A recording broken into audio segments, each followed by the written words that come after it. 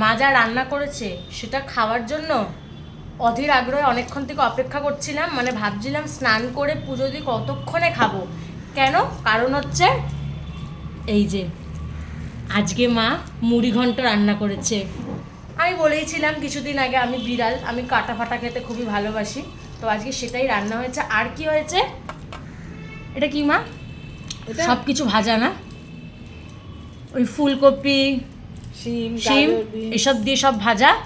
এই যে মা এটা দিল, এটা দিয়ে খাই। আর হচ্ছে ওই যে মুড়ি ঘন্টটা খাবো। আর রাতে ডিম ডিম কষা। আর রাতে হচ্ছে ডিম, রুটি দিয়ে ডিম কষা খাবো। এই যে মুড়ি ঘন্ট নিয়ে নিয়েছি। আজকে আছে মাছের মধ্যে তেলগুলো। মুড়ি ঘন্ট যেমন রান্না করলে মানে একটু ঝাল ঝাল হবে, বিশেষত শীতকালে একটু ঝাল ঝাল হবে, খেতে বেশ ভালো লাগে, যেটা আজকে হয়েছে। আর একটু ঝাল হলেও কোনো অসুবিধা ছিল না, বাট খেতে তো ভালোই হয়েছে।